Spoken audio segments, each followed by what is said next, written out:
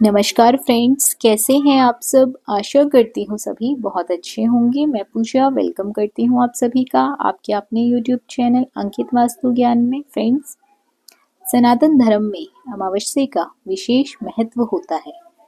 अमावस्या के दिन पवित्र नदी में स्नान करना चाहिए। इसी के साथ साथ दान करना भी चाहिए। जितना स्नान करना आवश्यक है उतना ही दान करना भी आवश्यक है।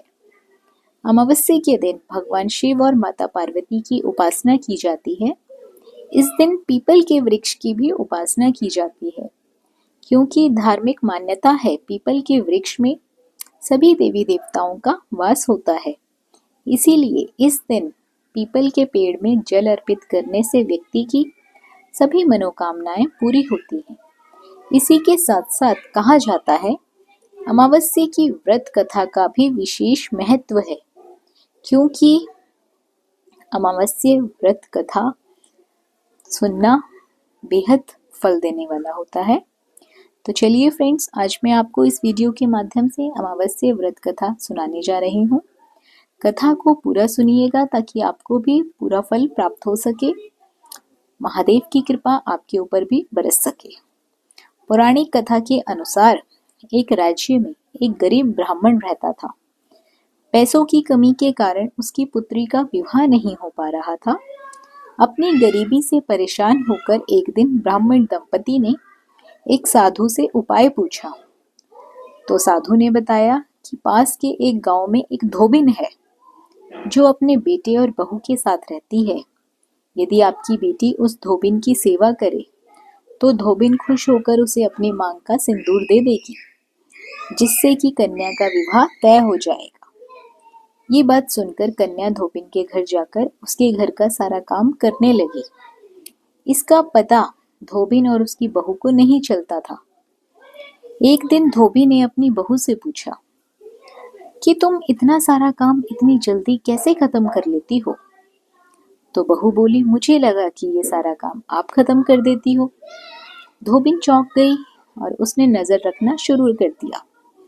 धोबिन ने जब सुबह उठकर देखा तो एक कन्या चुपचाप उसके घर का सारा काम कर रही थी। कई दिनों तक ऐसा चलता रहा। अब क्या था, धोबिन ने एक दिन उस कन्या से इस बात का कारण पूछा। कन्या ने साधु द्वारा कही सारी बात धोबिन को बता दी। उसकी बात सुनकर धोबिन ने अपनी मांग का सिंदूर उसे दिया और उसी समय धोबिन के पति की मृत्यु हो गई। उससे दुखी होकर कन्या घर से निकल पड़ी और एक पीपल के पेड़ के पास पहुंचकर 108 ईंटों के टुकड़े कर दिए। उन टुकड़ों को 108 बार परिक्रमा करके एक एक बार फेंकने लगी।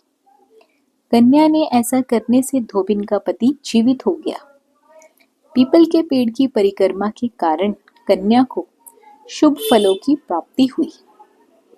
तो फ्रेंड्स, जिस प्रकार धोबिन का पति जीवित हुआ क्योंकि कन्या ने 108 बार परिक्रमा की थी, इसीलिए कहा जाता है जो व्रत सुहाग के लिए रखा जाए, वट सावित्री का व्रत खास तौर पर, या फिर सोमवती अमावस्या का व्रत, ऐसा करने से पीपल के पेड़ की 108 बार परिक्रमा कर लेनी चाहिए। ये अति शुभ फल देने वाली होती है। बात करते हैं अमावस्या के पूजन विधि के बारे में। तो अमावस्या के दिन पूजा करने के लिए सबसे पहले ब्रह्म मुहूर्त में उठकर सभी कार्यों से निर्वित होकर स्नान कर थोड़ा गंगा जल का छींटा लगाकर, और यदि आप नदी में स्नान ना कर पाए तो घर के पानी में ही गंगा जल मिलाकर स्नान कर लें। इसके बाद सूर्यदेव को अर्घ दें। इस दिन भगवान शिव और माता पार्वती की विधि पूर्वक पूजा करें, क्योंकि अमावस्या के दिन भगवान शिव और माता पार्वती की पूजा करने से विशेष फलों की प्राप्ति होती है। अमावस्या के दिन अपनी योग्यता के अनुसार दान और पुण्य भी जरूर करना चाहिए। ऐसा करने से व्यक्ति की हर मनोकामना पूरी होती है। पितरों की शांति के लिए तर्पण और श्राद्ध भी कर सकते हैं। अमावस्या का व्रत रखने वालों को सुख सौभाग्य में भी वृद्धि होती है। तो फ्रेंड्स, आशा करती हूँ ये कथा आपको पसंद आई होगी। कथा अच्छी लगी हो तो वीडियो को लाइक और शेयर ज़रूर करें। चैनल पर पहली बार आए हैं तो सब्सक्राइब करना बिल्कुल ना भूलिए। बने रहिए आपके अपने यूट्यूब चैनल अंकित वास्तु ज्ञान में। धन्यवाद।